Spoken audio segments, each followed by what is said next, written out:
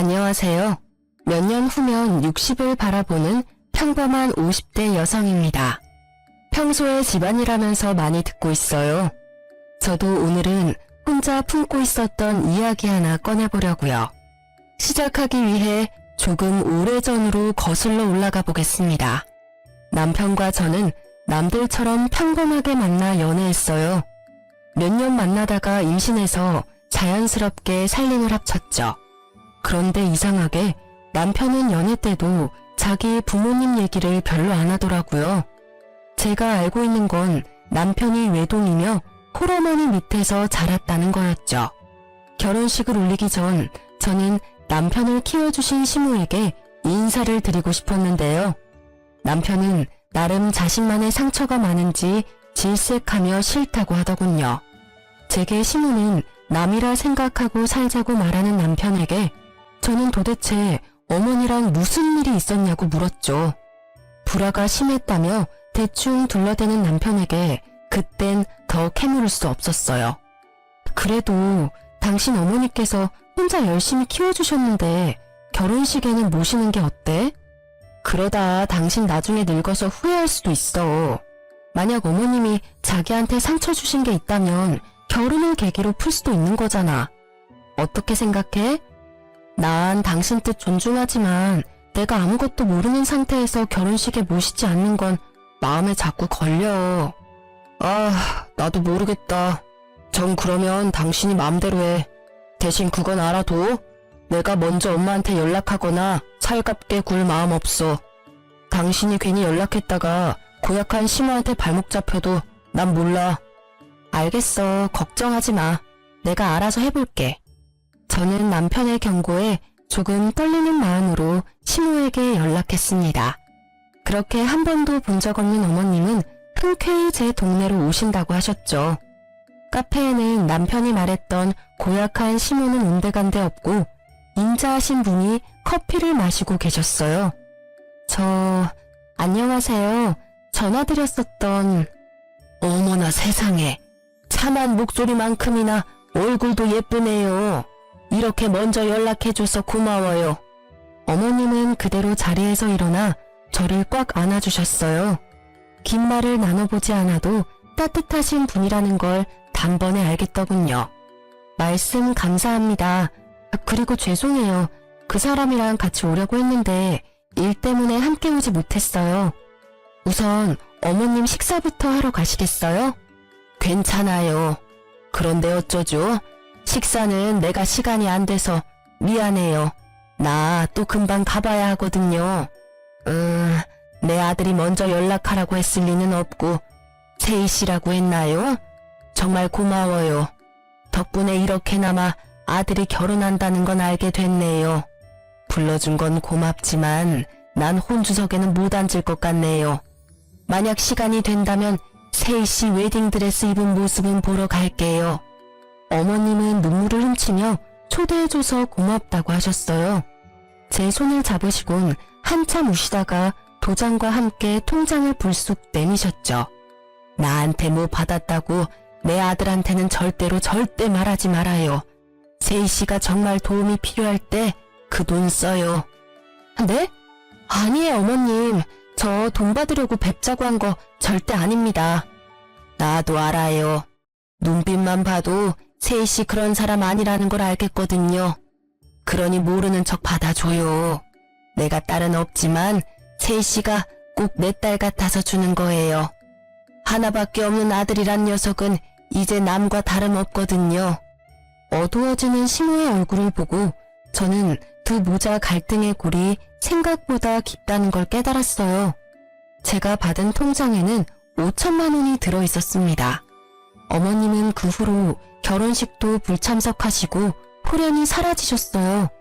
게다가 헤어질 때 마지막 말씀이 계속 마음에 걸렸습니다. 세희 씨 뱃속에 내 손주 바르게 잘 키워줘요. 내 아들 말고 꼭 세희 씨를 닮은 손주면 좋겠네요. 끝까지 의미심장한 말을 하셨죠. 저는 알 수 없는 찜찜함에 시모 말대로 남편 몰래 통장을 간직했어요. 쓰지도 않고 계속 잘 간직했답니다. 결혼식을 끝내고 배가 불러올수록 시모의 말이 이해가 가더군요. 저는 아이가 제발 남편을 닮지 않길 간절히 바랐습니다. 왜냐고요?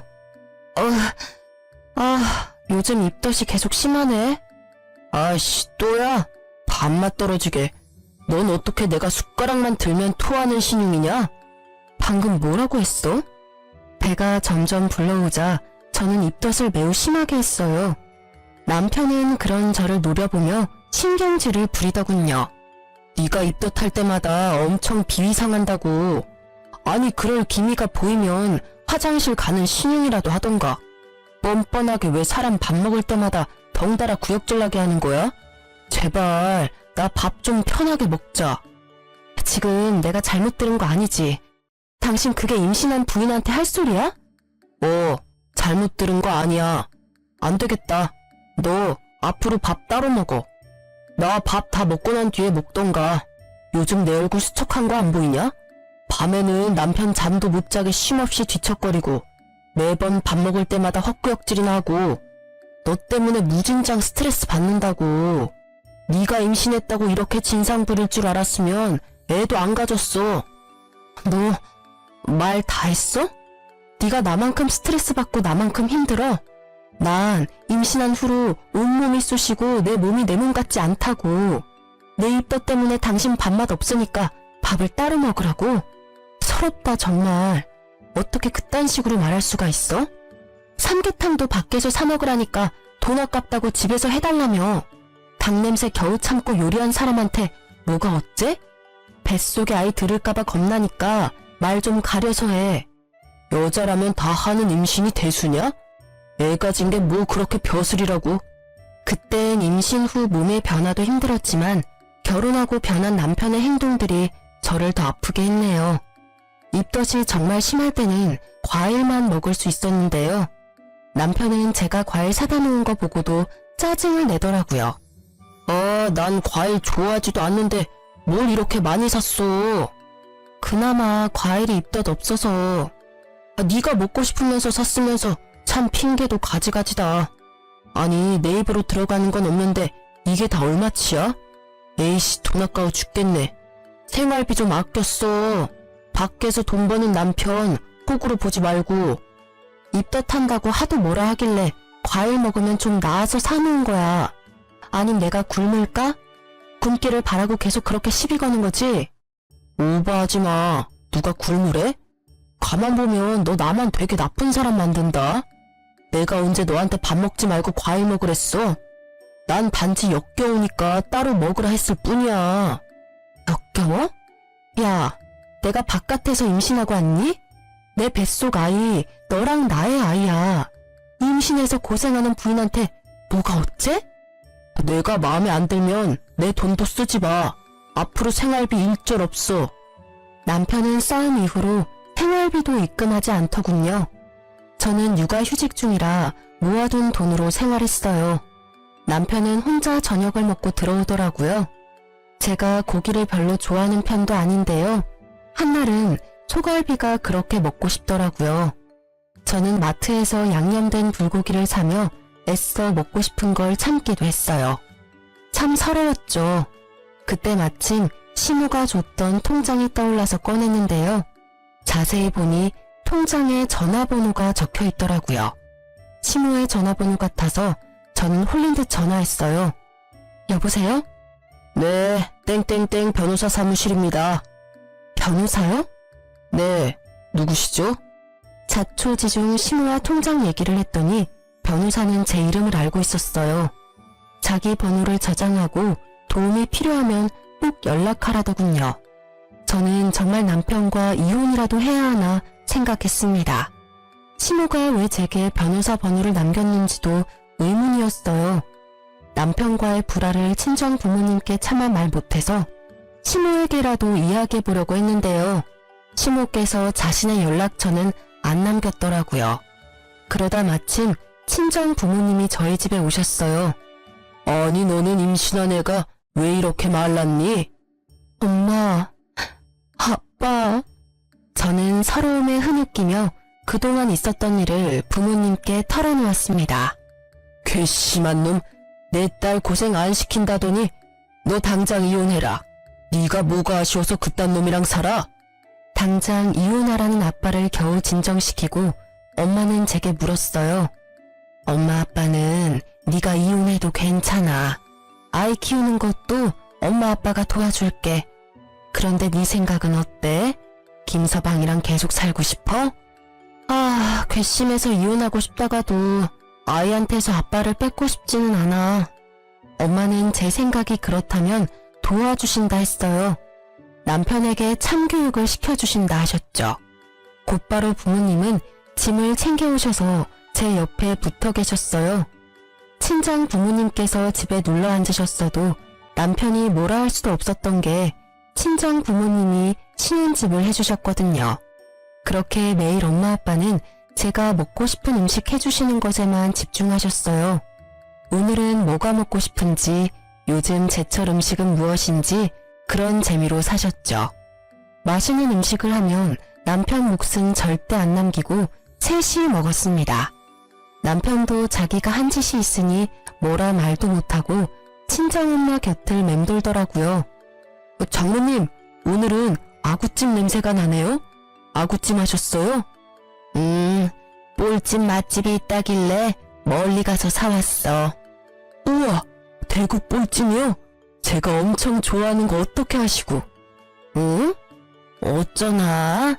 뱃속에 손주가 얼마나 먹성이 좋은지 자네 몫은 따로 없어. 그래요? 근데 자네 들어오자마자 갈비 냄새가 진동을 하네. 오늘 갈비 먹었어? 네, 저 오늘 회식했거든요. 자넨 세이가 갈비를 얼마나 좋아하는데 포장도 안 해왔나? 그게 한다는 게 부장님이 하도 진상을 부리셔서 깜빡했지 뭐예요? 아직 젊은데 배가 왜 이렇게 나온 거야? 관리를 좀 해야겠다. 어째 임산부인 내 딸보다 배가 나온 것 같다? 그러게 말이에요. 아니 임신은 김서방이 했어? 남들이 보면 욕해. 우리 세이는 임신한 티도 안 나게 말랐는데 말이야. 제가 요즘 야근이 많아서 야식을 좀 먹었더니 배가 좀 나왔네요. 그리고 김서방, 아무리 회사일 바쁘다지만 주말에는 집안일 거들어야지. 애 태어나고 나면 일이 더 많을 텐데 어떻게 그렇게 무심해? 지금부터 미리미리 나한테 살림 배워. 친정엄마께서는 남편이 쉬는 날이면 설거지는 물론이고 빨래, 청소까지 남편을 쉬지 못하게 부려먹었어요. 물론 그러면서도 절대 겸상은 안 했죠. 밥은 김서방이 알아서 해먹어.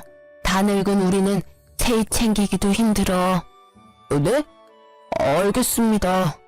엄마 아빠께서는 매일 눈에 쌍심지를 켜고 남편의 행동을 지켜보셨죠. 그리고 주말이면 저를 데리고 나가서 보양식을 먹이셨어요. 부모님의 노력 덕에 저는 진짜 임산부처럼 오동통하게 살이 올랐죠. 제 아들이 참 효자인 게 입덧도 시간이 지나니 싹 사라졌거든요. 그렇게 시간이 흘러 남편의 생일날이 됐어요. 남편은 혼자 술에 취해 들어와서 꼬장을 제대로 부리더군요. 장인어른, 장모님, 정말 너무하십니다. 저도 이제 한가족이라고요. 어떻게 맛있는 거 먹을 때만 항상 저를 배척하세요? 심지어 오늘은 저 생일이란 말이에요. 또 저만 빼고 고깃집 가셨죠? 왜 저 구박하세요? 사위는 안 불쌍해요? 엄마께서는 차가운 물을 떠오셔서 남편 얼굴에 그대로 뿌리며 말하셨어요. 차가워. 어때? 찬물 세례받으니 이제 술이 좀 깨는가? 어디 어른들 앞에서 술 마시고 꼬장을 부려? 아니 자네가 내 딸에게 한 짓이 있는데 어떻게 우리가 곱게 보겠나? 네? 이미 다 들었네. 세이한테 생활비도 안 주고 먹는 거 가지고 구박하고 먹는 걸로 서럽게 하는 게 어떤 건지 이제야 좀 알겠나? 세상에 부인이 입덧하는데 먹고 싶은 음식 구해주지는 못할 망정 밥을 따로 먹으라니 역겹다니 그딴 말을 해대? 게다가 생활비도 안 줘? 참나, 더 말할 필요도 없네. 이혼 도장 찍을 준비하게나. 우리가 사준 이 집에서도 당장 짐 챙겨서 나가고. 장인어른, 장모님, 제가 잘못했습니다. 제가 죽을 죄를 지었어요. 회사 일이 너무 힘들고 스트레스 받아서 잠시 정신 나갔었습니다. 아시잖아요. 제게 가족이라고는 세이랑 장인어른, 장모님 뿐입니다. 제가 갈 데가 어디 있어요. 앞으로 잘할 테니 저 한 번만 봐주세요. 여보, 내가 정말 미안해. 내가 정말 돌았었나봐. 제발 용서해주라. 응? 남편은 울면서 친정 부모님과 저에게 빌었어요. 무릎 꿇고 싹싹 비는데 저도 눈물이 터지더군요. 왜 내게 그렇게 못나게 굴었을까 생각하다가도 짠하기도 하더군요. 친정 부모님께서는 이번이 처음이자 마지막 기회라고 말씀하셨어요. 한 번만 더 딸 눈에 눈물 나는 일이 생기면 얄짤없다고요. 그러자 남편은 행동이 180도 바뀌더군요. 제가 입덧하면 쪼르르 달려와서 괜찮냐고 하고요. 자기 입으로 들어가는 것보다 제 입으로 들어가는 걸 우선시하더군요. 그동안 주지 않았던 생활비도 한꺼번에 입금받았고 그 뒤로는 매달 생활비 꼬박꼬박 잘 입금하더라고요. 이혼 위기는 그때 딱 한 번이었습니다. 사람들은 바보같이 왜 봐주냐고 할지 몰라도요. 이후로 뭐 큰일 없이 남편과 불화 없이 꽤 잘 살아왔다고 자부해요. 그런데 남편은 또 나이가 들자 더 큰 상처를 제게 돌려주더군요. 애초에 사람은 쉽게 안 바뀌고 악한 게 남편의 숨길 수 없는 본성이었을까요? 저는 40대에 갑상선암 수술을 했어요. 초기에 운 좋게 발견해서 그나마 다행이었죠.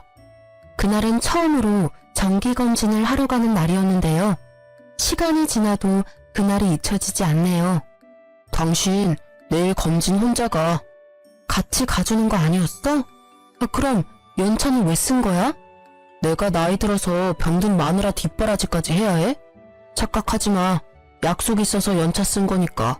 뭐? 병들었다니 어떻게 그딴 식으로 말해? 그래도 첫 정기검진인데 연차까지 썼다니까 난 당연히 같이 가주는 줄 알았지. 친정 부모님이 일찍 돌아가시고 제 보호자는 이제 남편이었거든요.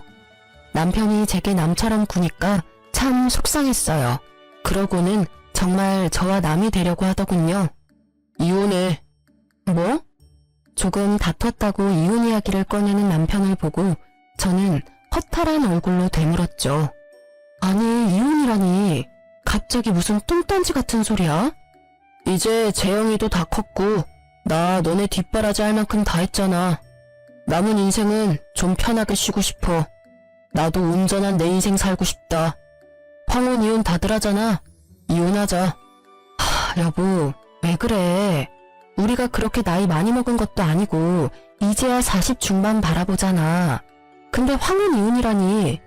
더군다나 재영이 아직 대학교 졸업도 안 했고 결혼도 안 했어. 당신 이혼 소리 나올 만큼 내가 힘들게 했던 거야? 아님 정말 내가 아팠던 것 때문에 나 버리려는 거야? 그것도 아니라면 혹시 나 몰래 바람이라도 났니? 바람 같은 소리 하네. 근데 솔직히 바람 피고 싶었어. 당신 매력 없어진 지 오래거든. 나도 남자야. 퇴근하고 집에 오면 웬 낯선 아줌마가 나를 반기는데 좋겠어? 너 아직 40대면서 자기 관리를 그렇게 못하면 어떡해? 5년 뒤 10년 뒤에는 너 어떤 모습이겠니? 정말 기대도 안 된다. 게다가 살도 적당히 쪄야 볼륨감 있는데 당신은 아픈 후로 계속 볼품없이 말라가잖아. 나이가 들어도 자기 관리 잘하는 여자들이 얼마나 많은데 네가 병들었어도 예쁜 구석이 있으면 내가 이혼하자 하겠어? 지금 말 다 했어? 난 재영이 키우면서 당신 뒷바라지 누구보다 열심히 했어. 전망했던 회사까지 관두면서 가족들 케어했다고. 그렇게 평생 살았는데 뭐가 어쩌고 저째? 됐고 나 이번 달부터 생활비랑 학비 안 보낼 거니까 빨리 일 구해. 여보, 재영이 아직 의사 면허도 안 땄어. 나보고 뭐 어떡하라고. 아니면 네가 재영이 두고 당장 이 집에서 나가. 그럼 대학 졸업까지는 내가 시켜줄 테니까. 뭐? 집에서 당장 나가라니. 이 집이 당신 거야? 당연히 내 집이지. 자, 어떡할래? 내 제안 받아들일 거야 말 거야. 그동안 살아온 정이 있으니 원룸 하나 정도는 얻어줄게. 대신 재영이한테는 네가 바람나서 나갔다고 말할 거야. 그래야 너와 내 연도 확실히 끊기고 재영이는 자연스럽게 공부 독하게 하겠지. 뭐? 내가 바람을 피다니 그게 말이 돼?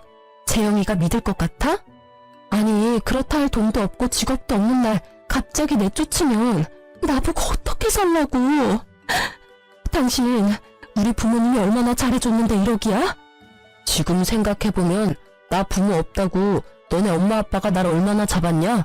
갑자기 분하네. 어우, 열받아. 제가 오열하는데도 남편은 눈 하나 깜빡이지 않더군요. 집에서 나가라고 남편이 대쪽같이 굴자 저는 망연자실했습니다.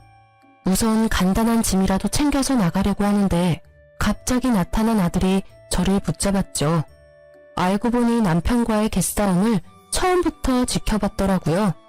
엄마, 나가지 마요. 아빠가 엄마한테 어떻게 이러실 수 있어요? 재영아, 너 언제 왔냐? 설마 다 들었어? 아, 내가 얼마나 너 서포트했냐. 그쯤 하면 됐지. 난 네 나이 때 아무런 도움 없이 여기까지 왔어.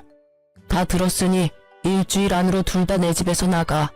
앞으로 남은 공부는 네 엄마한테 시켜달라 하고. 아버지, 설마 저 공부하는데 돈 많이 들어서 그러세요? 제가 아르바이트라도 해서 제 학비 벌게요. 저는 괜찮으니까 엄마랑 이혼은 하지 말아주세요. 부탁이에요. 불쌍한 제 아들은 무릎을 꿇고 남편에게 애원하더군요.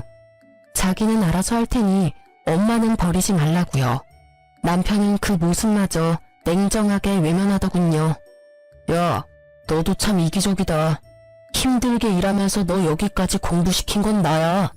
어떻게 넌 네 엄마만 생각해? 나중에 너도 내 나이 되면 알 거다. 보잘것없는 마누라 먹여 살리느라 세월 다 보내서 내가 얼마나 지금 허무한지. 어떻게 엄마한테 그런 식으로 말씀하세요? 엄마는 뭐 아무것도 안 하시고 집에서 노셨어요? 아니잖아요. 남편에게 달려드는 아들을 말리며 저는 말했습니다. 그만. 아들, 괜찮아. 엄마는. 당신도 그만 말해요. 이혼해 줄 테니까 더 이상 재영이 상처 주지 말라고요. 저는 억울함보다 아들이 받는 상처가 더 걱정됐죠. 남편은 한사코 바람이 아니라더니 몰래 전화를 뒤져보니 젊은 여자랑 바람이 났더군요. 거울 앞에 늙은 제 모습이 어찌나 초라해 보이던지요. 좀 꾸미면서 살 걸 그랬나 후회도 했습니다. 하지만 아들은 자책하는 제게 단호히 말하더군요. 엄마, 나 사실 전부터 아빠 바람난 거 알고 있었어요. 제가 몰래 증거 다 모아놨으니까 저 믿고 걱정 마세요. 그 증거들이 이혼할 때 큰 도움 될 거예요. 그리고 저 꼭 의사 돼서 아빠 피눈물 흘리게 만들 거예요. 엄마 잘못 아니고 명백히 아빠 잘못이니까 자책하지 마세요. 학자금이랑 생활비는 대출받아서 공부하면 되니까 걱정 마시고요. 모지리 같은 저와 달리 똑똑한 아들은 이미 남편이 외도한 증거들을 다 모아놨더라고요. 이걸 모으면서 또 얼마나 상처였을까. 저는 또 가슴이 찢어졌죠. 아들, 학비랑 생활비는 걱정하지 마. 옛날에 친할머니가 주신 돈 있어. 엄마는 절대 네 아빠랑 쉽게 이혼 안 해줄 거야. 소송에서 받을 거 다 받아내야지. 가족 소중한 줄 모르는 네 아빠 꼭 벌받게 할 거야. 친할머니요? 한 번도 본 적 없는 친할머니 이야기에 아들은 놀라서 눈이 커지더군요. 저는 그런 아들 손을 잡고 변호사 사무실에 찾아갔습니다. 신우가 소개해줬던 변호사는 처음 연락했을 때 이후로 별일 없냐고 1년에 한 번씩은 꼭 연락이 왔어요. 연락이 끊기지 않아 다행이었죠. 아니, 어떻게 이렇게 증거 수집을 잘하셨어요? 통화 녹음 파일, 문자 내역, 카드 내역서 다 잘 준비해 주셔서 저는 뭐 할 것도 없겠네요. 저희 아들이요. 먼저 눈치채고 차곡차곡 모았더라고요. 저 변호사님, 잘 좀 부탁드립니다. 네, 저만 믿으세요. 아드님이 훤칠하고 바르게 참 잘 크셨네요. 할머니께서 걱정 많이 하셨는데 좋아하시겠어요. 저 할머니랑은 연락할 수 없나요? 왜 저희랑 연락 끊고 사셨대요? 사실은 지난해에 돌아가셨어요. 어머님 앞으로 건물도 하나 남겨놓으셨고요. 네? 제 앞으로요? 어머님은 이미 돌아가셨더라고요. 참 외로우셨을 텐데 연락 한 번 없이 혼자 가셨어요. 더 놀랐던 건 변호사에게 들어보니 시부께서도 결혼 당시에는 살아있었던 거예요. 남편 말고 제 이름으로 시부모님께서 건물을 남긴 이유가 궁금했어요. 변호사는 제게 편지를 내밀더군요. 아들과 함께 편지를 읽으며 경악했습니다. 결혼 당시 시부가 급하게 간이식이 필요했는데 남편이 이식해준다면서 흥청망청 돈을 쓰며 놀았대요. 그러고는 수술 당일 무섭다고 도망쳤다네요. 시부모는 부모니까 처음엔 그것마저 다 이해했답니다. 하지만 병든 부모는 필요 없다고 결혼식에도 못 오게 했다더라고요. 대신 죽기 전 유산은 미리 본인에게 결혼 선물로 달라고 하면서요. 짐승보다 못한 남편은 아픈 부인뿐만 아니라 낳아주고 길러준 부모까지 저버린 거죠. 애지중지 키워온 하나뿐인 외동아들이 그러니 시부모는 매우 충격이었다 합니다. 그러다 시부모는 결혼식에 오라고 찾아온 착한 예비며느리가 고맙고 걱정되어 가지고 있던 건물을 제게 남기셨대요. 변호사에게 부모도 버리는데 조강지쳐 안 버린다는 장담 못한다 말씀하시면서요. 어떻게 이런 날들까지 시부모께서 예측하셨나봐요. 결혼할 때 진작 집안 사정을 말해주시지 원망스러웠지만 이미 돌이킬 수 없는 일이니 저는 감사히 시부모의 유산을 받기로 했습니다. 남편의 실체를 알고 저와 아들은 남편을 평생 손절하기로 마음먹었죠. 변호사는 이미 시모에게 받을 만큼 수임료 다 받았으니 도와준다고 하셨어요. 알고 보니 변호사분이 시모의 친구분 아드님이시더군요. 그렇게 이혼 소송을 걸자 남편은 제게 싹싹 빌더군요. 여보, 우리 소송까지는 하지 말자. 응? 이거 완전 진흙탕 싸움이잖아. 내가 아들 졸업까지 시켜준다니까. 소송 취하하고 우리 곱게 헤어지자. 우는 척 하지 마. 가증스러운 연기 다 티나거든. 내가 누구 좋으라고 소송을 취하하겠니? 두고 봐. 너 네가 가진 게 다 네 건 줄 알고 살았지? 내가 그동안 살림한 거 월급으로 환산하면 얼마일 것 같아? 그리고 우리 부모님이 주신 집도 팔아서 홀라당 네 명의로 했잖아. 내가 반드시 내 거 다 빠짐없이 되찾아올 거야. 여보, 진짜 왜 이래? 당신답지 않게. 나다운 게 뭔데? 아, 너한테 호구 잡히는 게 나다운 거야? 나야말로 너 떠나서 내 인생 찾을 거야. 두고 봐. 이런 미친, 곱게 늙어야지. 퇴, 정신 차려. 네가 뭔 수로 날 이길 건데? 돈은 있고? 네 아들 의사는커녕 졸업도 못할 거다.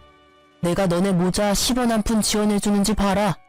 남편은 제가 자기 맘대로 컨트롤이 안 되니 악담을 퍼붓더군요. 악귀에 쓰인 듯 남편의 눈이 희번득하는데 오만정이 다 떨어지더라고요. 그동안 이런 사람이랑 살아왔구나 오싹했어요. 변호사님은 이미 승소율이 높은 유명하신 분이고 남편에게 유책 사유가 있었기에 저는 소송에서 이길 분위기였어요. 남편은 자기 재산 저한테 다 빼앗길까봐 뒤늦게 싹싹 빌었어요. 위자료에 재산 분할까지 하면 자기한테 남는 게 별로 없으니까요. 여보, 내가 잘못했어. 잠시 내가 미쳤었나봐. 당신 아프면 간호해줄 사람 나밖에 없잖아. 아들이 나중에 당신 간호해줄 것 같아? 뭘 믿고 이래? 제발 우리 이혼 없었던 일로 하자. 내가 앞으로 잘할게. 알잖아, 내가 2번 실수 안 하는 거. 예전에도 당신 서운하게 했을 때 고쳤잖아. 지금도 고칠 수 있어. 어림없는 소리 하지 마. 내가 말했지? 내 거 다 찾아올 거라고. 가진 거 다 뺏겨도 그 여자가 널 받아줄까? 여보, 제발. 남편의 두 얼굴을 이제 잘 알기에 저는 더 이상 속지 않았습니다. 다행히 전 집도 되찾고 재산 분할도 했으며 위자료도 받았죠. 더 이상 남편과 산 집에서 살기 싫어서 되팔았어요. 시부모가 주신 건물도 팔아서 아들과 함께 새 아파트로 이사했죠. 하지만 전 남편은 얄밉게도 저와 헤어지자마자 상간녀랑 합쳤더라고요. 아들은 아직 아빠가 벌을 덜 받은 것 같다고 울분을 토했죠. 저는 아들을 달래며 우리가 잘 사는 게 복수라고 말했어요. 하지만 하늘의 뜻인지 곧 남편에게 제대로 복수할 기회가 찾아왔습니다. 여보세요? 여보라니? 당신이야? 이혼한 지 언젠데 날 그렇게 불러. 너 재혼까지 했다며. 미안하다. 입에 붙어버려서. 세희야, 내 이름 부르지 마. 소름 돋으니까. 전화번호 바꿔야겠다. 내 번호 아직도 아닌 줄 몰랐네. 잠깐만, 세희야, 내 말 좀 들어줘. 나 재영이 좀 만날 수 있을까? 뭐? 네가 뭔데 내 아들을 만나? 내 아들이기도 하잖아. 웃기네. 조강지처랑 아들 버리고 간 게 누군데? 내가 다 잘못했어. 그런데 나 얼마 못 살아. 재영이 내 하나뿐인 아들 얼굴은 보고 가야지 않겠어? 뭐? 또 무슨 개수작이야. 죽는다고? 들어본 적 없는 전 남편의 떨리는 목소리에 저는 뭔가 직감했어요. 나 가남이야. 죽기 전 소원이야. 제발 재영이 한 번만 만나게 해줘. 내 연락은 죽어도 안 받더라. 보고 싶어서 학교 찾아갔는데 만나주지 않아서 얼굴도 못 봤어. 당신이 가남이라고? 그동안 지은 죄에 벌 받는 거야. 그리고 어디라고 학교를 네가 찾아가. 소리 소문 없이 죽지 그랬어. 다신 멋대로 재영이 찾아갈 생각하지 마. 안 찾아갈 테니까 재영이한테 한 번만 내 얘기해줘. 부탁이야. 저는 고민됐어요. 찢어 죽이고 싶은 전 남편이지만 막상 죽음이라는 단어 앞에 판단이 잘 서지 않더군요. 너 무슨 속셈인지는 모르겠지만 혹여나 내 아들한테 상처 줄 생각하지 마. 그랬다가는 내가 가만 안 둬. 재영이 위해서 말은 해보겠지만 다 재영이 뜻대로 할 거니까 기대하지 마. 고마워. 정말 고마워, 세희야. 저는 아들 눈치를 보면서 전 남편의 상태를 조심스레 말했어요. 그랬더니 아들이 엄마, 내가 해결할게. 새엄마한테 인사도 할 겸 하고 웃었죠. 저는 아들이 다 계획이 있을 거라 믿고 보냈습니다. 지금부터는 전 남편 집에 갔다 온 아들한테 들은 그대로만 말씀드릴게요. 아들이 도착하니 전 남편과 상간녀는 낡은 빌라에 살고 있더랍니다. 전 남편 얼굴은 황토색처럼 누렇게 떠 있었대요. 상간녀가 울면서 하는 말이요. 만나러 와줘서 너무 고마워요. 재영씨라고 불러도 되죠? 아빠가 많이 아파요. 의대생이라면서요. 우리보다 잘할 거 아니에요. 우리 자기가 매일 이렇게 죽어가고 있는데 재영씨가 좀 도와주면 안 될까요? 새엄마는 검사 안 해봤어요? 이식을 못하는 거예요? 아님 해주기 싫은 거예요? 무슨 소리예요. 저야말로 누구보다 이 사람한테 간이식 해주고 싶어요. 다행히 저도 일치하는데 기왕이면 아들한테 받고 싶다잖아요. 본인이 원하는데 저보다는 아들이 해주는 게 낫죠. 게다가 저보다 건강하시고 또 같은 핏줄이잖아요. 정말 이대로 아버지 외면할 거예요? 나랑 엄마 버리고 가더니 벌 제대로 받으셨네요. 이제 와서 젊은 내 간이 탐나요, 아버지? 그러자 상간녀를 앞세워 아픈 척하던 남편은 아들의 바짓가랑이를 잡고 오열하더래요. 재영아, 아버지 정말 살고 싶어. 나 새삼 살게. 응? 제발 아빠 좀 살려주라. 하나뿐인 우리 아들. 전 남편은 자기 살고 싶다고 추억에 눈물 콧물 짜며 간이식 해달라고 아들 바짓가랑이를 붙잡고 늘어졌답니다. 새엄마가 해준다잖아요. 왜 옆에 떡하니 간 줄 사람 있으면서 날 불러요? 내 간이 그렇게 탐나요? 과연 반대 상황이었다면 아버지가 해주셨을까요? 제가 가남이라 아버지 간 필요했으면 제가 아버지 간 받을 수 있었을까요?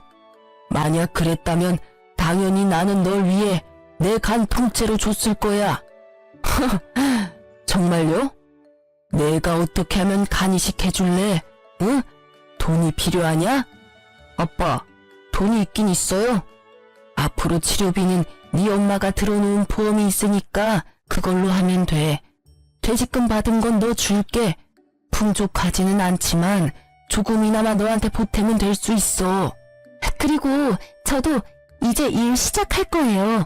이제 제가 이 사람 곁에 평생 있을 거니까요. 우와, 평생을요? 아니, 병든 사람은 지금 버리고 도망가야죠. 아버지 사망보험금 많이 들어놨나 봐요? 새엄마가 쉽게 안 떠나는 거 보니까요. 그런 거 아니거든요. 저 이 사람 정말 사랑해요. 두 분 다 돈은 됐고요. 일단 어머니께 가서 허락을 좀 맡아야겠어요. 저 대신 아빠랑 새엄마가요. 제가요? 사모님이 저 보면 더 싫어하실 것 같은데요. 우리가 가면 네 엄마가 거품 물 텐데. 그러니까 어머니께 진심으로 사죄하며 빌어야겠죠. 둘 다 지은 죄가 있잖아요. 그렇게 아들이 상간녀랑 전 남편을 우리 집으로 데려왔어요. 조금 비싼 아파트라 상간녀와 전 남편은 놀란 눈치였죠. 시부모가 남긴 줄도 모르고 전 남편은 감탄하더군요. 어머니, 저 왔어요. 아니, 아들, 저 사람들이 왜 우리 집에? 여보, 오랜만이야. 집이 꽤 좋네. 월세야? 내 돈으로도 이 집은 택도 없는데 어떻게 된 거야? 아버지, 자가예요. 어머니 명의로 된 자가요. 아니, 누가 여보야? 네 여보는 지금 네 옆에 있는 저 상간녀 아니야? 상간녀는 열받았는지 얼굴에 열이 확 올랐더군요. 말씀이 지나치시네요. 저희 커플 이제 엄연히 부부 사이거든요. 커플? 부부? 웃기고 있다. 넌 조용히 있어. 전 남편은 상간녀에게 소리를 꽥 지르고는 제게 나긋나긋 말했어요. 예전 버릇 난 못 주더군요. 혹시 나 몰래 장인어른이랑 장모님이 당신에게 뭐 남긴 거 있어? 왜? 새 아파트 보니까 군침 도냐? 됐고 여기가 어디라고 감히 니네가 들어와. 시부모가 남긴 재산인 줄 꿈에도 모르고 전 남편은 아파트를 보고 군침을 흘리더군요. 재영이가 부른 거야. 당신 허락 필요하다고. 허락? 무슨 허락? 나 간이식 미쳤어? 어디 내 귀한 아들 간을 빼가려고 해. 네가 인간이야? 저는 전 남편 머리채를 쥐고 마구 흔들었죠. 그러자 상간녀가 저를 말리면서 울부짖었어요. 우리 자기 건드리지 마요. 아픈 사람한테 이게 뭐 하는 거예요? 뭐? 맞을 짓 하니까 그렇지. 그럼 네가 대신 맞을래? 상간녀 머리채를 쥐고 그대로 바닥으로 내리꽂았죠. 무슨 아줌마가 이렇게 무식하게 힘이 세? 상간녀는 한 대 맞고 열받았는지 씩씩거리고 전 남편은 무릎을 꿇더라고요. 세희야, 나 살고 싶다. 너가 허락해주면 재영이가 나 간이식 해준대. 허락해주라, 어? 뭐? 절대 안 돼. 그러자 상간녀도 분위기를 파악했는지 전 남편 따라 무릎 꿇더군요. 경솔하게 행동해서 죄송해요.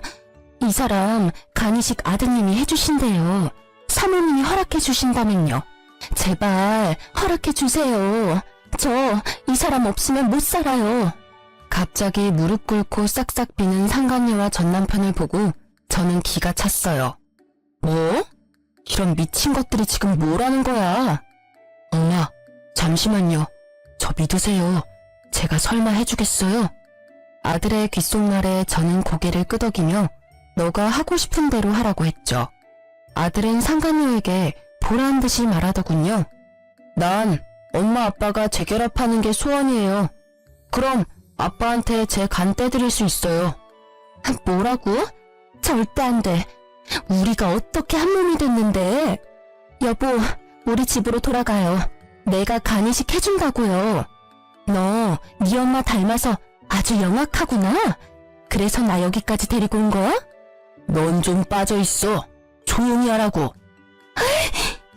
상간녀가 그럴 수 없다고 펄쩍펄쩍 뛰자 전 남편은 정신사납다고 상간녀의 뺨을 내리치더군요. 그리고는 조용히 하라고 경고했어요. 저는 그 모습에 웃음이 터졌죠.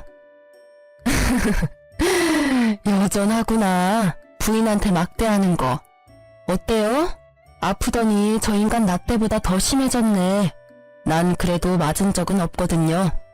나 이까지 뺨 한 대 맞았다고 달라지는 거 없거든요? 신경 꺼요. 상간녀는 울먹거리고 재혼한 전 남편은 이혼하라는 아들의 말에 눈을 감고 생각하더군요. 아버지, 어떡하실 거예요? 새엄마랑 계속 살 거예요? 저희한테 돌아오실 거예요? 상간녀는 자신감에 차서 콧방귀를 끼더라고요. 우리 오빠가 다시 돌아갈 것 같아요? 우린 정말 진심으로 서로 사랑하고 있다고요. 더 이상 갈라놓으려고 하지 말고 간이식 안 해줄 거면 우리 오빠 희망 고문하지 말아요. 우린 흔한 불륜 따위가 아니라고요. 상간녀 혼자 드라마를 찍자 아들은 상간녀와 남편을 내쫓았어요. 이혼하고 다시 오세요. 그럼 아버지 부탁 받아드릴게요. 자기 아들 처음부터 간줄 생각도 없었으면서 괜히 우리한테 저러는 거예요. 우리 빨리 가요. 내가 이식해 줄 테니까요.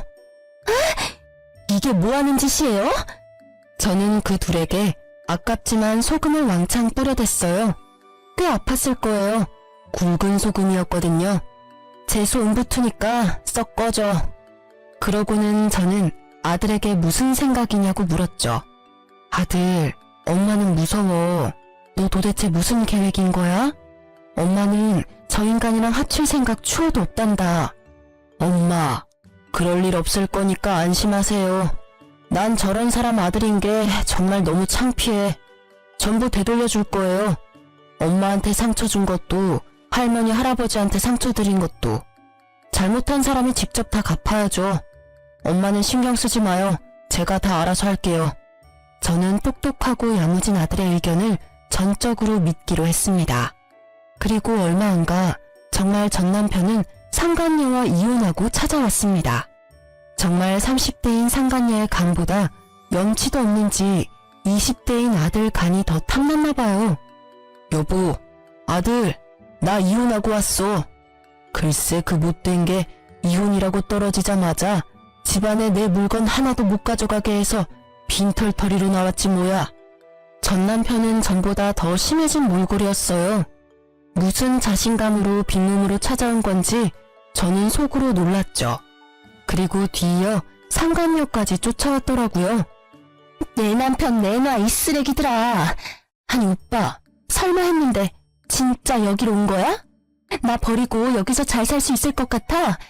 저 사람들이 오빠 대접이나 해줄 것 같냐고. 마지막 기회야. 지금이라도 나한테 돌아와, 응? 오빠 나 진심으로 사랑하잖아. 쓰레기는 너지. 어디서 남의 집에 쳐들어와서 행패야? 그리고 애초에 내 남편이었잖아. 내 남편이 제자리에 되돌아온 걸 네가 뭔 자격으로 말을 못해? 제 옷을 붙잡고 늘어지는 상간녀를 보던 아들은 아버지, 보고만 계실 거예요? 전 남편은 저와 아들의 눈치를 보다가 현관까지 쫓아들어온 상간녀에게 침을 뱉더군요. 너 때문에 내가 되는 일이 하나도 없어. 너만 안 만났으면 여우 같은 것 남의 가정 파탄 내놓고 여기가 어디라고 와? 오빠, 신고하기 전에 당장 꺼져. 오빠, 정말 왜 그래? 상간녀는 아랑곳하지 않고 전 남편의 바지가랑이를 잡고 늘어졌어요. 그러자 전 남편이 현관에 꽂혀있던 화병의 장미꽃을 빼들고 상간녀의 얼굴을 사정없이 후려쳤죠. 꺼져! 꺼지라고 제발! 탱탱한 네 피부, 몸매, 그게 언제까지 갈 것 같아? 한순간이야. 내가 널 사랑해? 웃기지 마. 난 네 몸 때문에 만난 것뿐이라고. 상간녀는 눈물이 범벅되어 보기 좋게 얼굴이 일그러지더라고요. 당신 아들이 정말 이대로 순순히 간식해줄 것 같아? 난 진심으로 사랑해서 진짜 당신한테 간이식 해줄 수 있었다고. 날 버린 이 순간 평생 후회할 거야. 아들과 제가 한심하게 쳐다보자 전 남편은 머뭇거리다 상간녀 머리채를 질질 끌고 현관 밖으로 내동댕이 치더군요. 그러고 전 남편은 후련한 얼굴로 다시 집 안으로 들어왔어요. 그 모습을 보는데 통쾌하면서도 전 남편이 악마 같았어요. 어쩌면 이혼을 하지 않았다면 언젠가는 나도 저 손에 맞았을까 싶기도 했고요. 정말 질기지? 내가 어쩌다 저런 거랑 엮어서는 여기가 어디라고 찾아온 건지 원. 당신이야말로 여기가 어디라고 기어들어와? 뭐? 여보 왜 그래? 나 깔끔히 이혼하고 온 거야. 엄마랑 나 재혼은 언제 하면 되겠냐 재영아. 아무래도 수술하기 전에 하는 게 좋겠지? 아버지, 아니 이제 아저씨라고 해야 되는 걸 자꾸 깜빡하네. 아저씨, 이제 아저씨도 그만 돌아가 주세요. 뭐라고 재영아? 아저씨라니. 신고하기 전에 우리 집에서 나가라고요. 너가 오라고 했잖아. 내가 갈 곳이 어딨어? 전 남편이 소리 지르자 아들은 전 남편에게 고시텔 방키를 던졌어요. 거기 적힌 고시텔로 가면 돼요. 아저씨가 지낼 곳은 거기가 딱 적당하잖아요? 저 혼자 면허시험 준비할 때 공부하던 고시원인데 아저씨도 거기서 인생을 좀 되돌아보세요. 지은 죄가 많잖아요. 말이 다르잖아. 이혼하고 왔잖아. 아니 내가 몸이 안 좋은데 어떻게 고시원에서 지내? 역정을 내는 전 남편에게 아들은 희미하게 웃으며 말했죠. 간이식은 이제 필요 없으신가 봐요? 거기 가 계시라고요. 전 남편은 눈에 핏발이 섰는데 아무 말도 못하고 고시원으로 떠났어요. 아들은 고시원도 한 달치 월세만 냈어요. 월세 문제로 전화온 전 남편에게 아들은 직접 일해서 내라고 말했죠. 막노동하세요. 하루 하면 10만 원은 거뜬하잖아요. 그리고 저 바쁘니까 전화하지 말아줄래요? 내가 몸이 이렇게 안 좋은데 어떻게 일을 하니? 진짜 짜증나게 하네. 정 그러면 아저씨보다 힘들게 사는 사람들한테 봉사라도 하세요. 봉사활동하면 당분간 월세는 내줄 테니까요. 이후로는 아들한테 들었는데 전 남편은 매일같이 요양병원에 봉사활동을 갔더라고요. 아픈 걸 숨기느라 비비크림까지 발라가면서요. 그리고 점점 불안한지 제게도 애원하더군요. 재영이 말이야, 나 간이식은 언제쯤 해주려나? 글쎄, 당신하기 나름이지. 요새 재영이 바빠. 그렇게 저와 아들이 간이식에 대해서 확답을 주지 않자 전 남편은 얼마 안가 집으로 찾아왔어요. 지금 날 놀리는 거야? 아니 도대체 언제 간이식 해준다는 거야? 와, 제가 아저씨 놀리는 거 진짜 이제 알았어요? 뭐? 너 이 새끼. 이혼도 한 번 해본 놈이 잘한다고 아주 두 번째 이혼은 뭐 고민도 없이 해버리셨네요? 어떡해요. 이제 혼인관계도 아니라서 그 상간녀가 아저씨한테 간이식도 못 해주는데. 이 악마 같은 자식아! 어디 내 귀한 아들한테 악마래. 악마는 너지 이 자식아. 똑똑한 제 아들의 계획에 전 남편은 개거품 물더라고요. 어떻게 자식이 부모한테 이래. 아무리 이혼을 했어도 말이야. 당신은 재영이가 저러는데 그냥 있었어? 내 얼굴 안 보여? 나 당장 내일 죽어도 안 이상한 상황이야. 아저씨가 할아버지한테 간 드렸으면 저도 그 효심 보고 배워서 간 드렸겠죠. 그런데 안 드리고 도망갔잖아요. 게다가 병들었다고 외면해놓고 나한테 악마라뇨. 악마는 당신이지. 뭐? 그걸 네가 어떻게 알아? 그땐 어려서 철이 없었고 난 단지 무서워서 그랬다고. 네 아저씨, 저도 어려서 철이 없고 무서워서 간이식은 못 해드리겠네요. 이식 대기 순번 기다리세요. 언제 차례가 올지는 모르겠지만. 이런 미친. 화가 난 전 남편이 집에 있는 물건을 부수려고 들자 아들은 딱 한마디 했어요. 아저씨, 돈 있어요? 여기 물건들 다 비싼 거예요. 물어낼 돈 있냐고요. 너는 내 아들이야. 네 물건은 다 내 거야. 아들의 말에 전 남편이 발악하길래 저는 비웃으며 거들었어요. 당신 아들 거 아니야 그거. 전부 다 내 거야. 그러니까 함부로 손대지 마. 당신이랑 나 남남이잖아. 그거 알아? 이 아파트 어머님이랑 아버님이 나한테 남겨주신 거. 뭐? 장인어른이랑 장모님이? 아니요. 제 친할아버지 친할머니가요. 당신이 버린 당신 부모님이 이렇게 될 줄 아셨는지 내게 재산 남기셨더라고. 에이, 내놔. 처음부터 내 거였네. 다 내 거야. 이 집도 네 간도 다 내놔.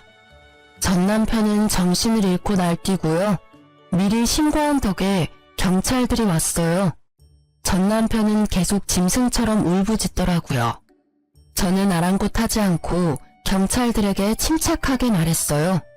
전 남편인데 갑자기 찾아와서 행패를 부리네요. 아프더니 정신까지 어떻게 됐나 봐요. 여기 있는 물건들 다 내 물건이고 이제 이혼한 남남이니 꼭 법적으로 책임 물어주세요. 아들 역시 전 남편에게 한마디 했죠. 아저씨, 장례식 때 봬요. 거기서는 마지막으로 아들 노릇 해줄 테니까요. 나중에 변호사가 시부모님이 남겨주신 재산은 오로지 제 몫이라고 하자 전 남편은 망연자실하더군요. 여보, 제발 나 불쌍하지도 않아? 한 번만 봐줘라. 내 아들이 저렇게 무서운 애였어? 나 너무 소름 돋아. 소름 돋는 건 당신이야. 그리고 당신 닮지 않아서 내 아들은 너무 바르고 착해. 너무 착하고 바르니까 참지 못하고 악한 당신 벌 주는 거잖아. 그렇게 전 남편과의 인연은 정말 거기서 끝이 났습니다. 더 이상 저희 집에 찾아오지도 않더군요. 자기 몸뚱아리 하나 치료할 돈만 들고 있는 전 남편은 제가 들었던 전 남편의 보험을 물어보더군요. 저는 당연히 이혼할 때 제가 들어놓은 거 다 해약했죠. 그것도 모르고 전 남편은 보험금을 어느 정도 탈 줄 알았었나 봐요. 만약 이혼 안 했더라면 보험도 해약할 일 없었을 텐데 말이죠. 참 끝까지 어리석은 인간이라 생각했죠. 전 남편은 형편이 넉넉하지 않은데도 불구하고 살고자 하는 의지는 커 보였습니다. 퇴직금으로 집을 구하지는 않고 여전히 고시원에서 산다고 들었어요. 그 월세도 아까운지 무료급식 먹으며 떠돌이 생활 중이라고 아들을 통해 들었어요. 아들은 계속 자기 아빠가 벌을 제대로 받는지 감시하고 있었죠. 상간녀는 시간이 좀 흐르고 다시 제게 찾아왔더군요. 자신은 정말 사랑에 빠진 줄 알았다나 뭐라나요. 그건 사랑도 아니었고 추접한 불륜인 걸 이제 알았다고 뉘우치더라고요. 그 이후로 계속 눈이 돌아서는 저보고 재혼하자고 집착하더라고요. 그래서 스토커로 경찰에 신고했어요. 그래서 나보고 어쩌라고요. 난 당신이랑 이런 대화 나누는 것도 불편하고요. 2번 다시는 우리 집 찾아오지 마세요. 저 잘못했습니다. 정말 죽을 죄를 지었어요. 많이 후회하고 있어요. 진심으로 용서 구하러 온 거예요. 지금 고해성사라도 하는 거예요? 벼랑간 상간녀가 울면서 무릎 꿇고 빌더라고요. 아드님께서 제가 가는 곳 어떻게든 찾아내서 자기 아빠랑 불륜을 저질렀다고 자꾸 소문내요. 제발 그만해주시면 안 될까요? 저 정말 착하게 살게요. 저도 아직 젊어요. 이제 다 잊고 새삼 살고 싶은데 그쪽 아드님이 너무 무서워요. 저는 상간녀와 전 남편에게 하는 복수가 아직도 진행 중이라는 것에 조금 놀랐어요. 하지만 티를 내지 않고 상간녀에게 따끔하게 말했어요. 남의 눈에 눈물 흘리게 한 대가 아니겠어요? 그 정도로 엄살 떨지 마세요. 그만두더라도 내 아들이 내킬 때 그만두겠죠. 다신 찾아오지 마요. 한 번 더 찾아오면 나까지 합세해서 괴롭혀 줄 테니까. 상간녀는 말없이 봉투를 내밀었어요. 백화점 상품권 10만원권이 20장 들어있더군요. 약소하지만 받아주세요. 아니 이딴 걸 내가 받겠어요? 상품권을 꺼내 상간녀 얼굴에 뿌리자 상간녀는 고개를 못 들더군요. 떨어진 상품권들을 주워서 다시 봉투에 넣고 그 자리에 두고 뛰쳐나가더라고요. 저는 아들에게 상간녀가 찾아왔었다고 말했어요. 뭐? 엄마 미안해. 내가 해결할게요.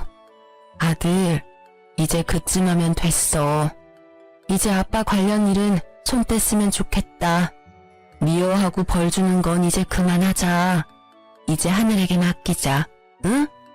넌 이제 사람들 살리는 일에 힘써야 해. 엄마는 네가 이런 가치 없는 일에 네 시간, 에너지 그만 쏟았으면 좋겠어. 엄마는 지금도 충분해. 너무 통쾌해. 그러자 아들 울면서 말했죠. 엄마, 정말 괜찮아요? 난 아직도 아빠, 아니 그 인간 죽이고 싶을 만큼 미워요. 엄마는 괜찮으니까 이제 그 마음 지우고 우리 삶 살자. 응? 그날 아들과 저는 부둥켜 안고 많이 울었습니다. 시간이 흘러 지금은 제 아들 어엿한 의사예요. 아직 인턴이지만 전 남편과 달리 정 많고 효심 깊고 봉사정신 투철한 의사죠. 이제 아들도 졸업하고 인턴 생활하고 저도 일주일에 한 번은 봉사활동하며 지내고 있습니다. 그 외의 나머지 시간은 온전히 저를 위해 보내고 있어요. 아들한테는 괜찮다고 했지만 불쑥불쑥 남편에 대한 미움과 원망이 올라올 때가 있거든요. 한이라는 게 정말 무섭죠. 밥 한 끼 대접한 적 없던 시부모님께서 아들과 저를 살렸어요. 그 은혜에 보답하기 위해 잘 살려고 노력하고 있습니다. 전 남편은 부모에게 지은 죄로 천벌을 받는 거라 생각합니다. 오늘 내일 하고 있거든요. 간 이식자가 나타나면 새로운 삶을 사는 기회인 것이고 안 나타난다면 그게 하늘의 뜻이라 생각합니다. 여러분, 착하게 살아야 복이 와요. 누구든 남에게 상처 주는 삶을 살지 말아야 합니다. 앞으로 저도 남은 삶 은혜 베풀며 살게요. 긴 사연 들어주셔서 감사하고요. 모두 행복하세요.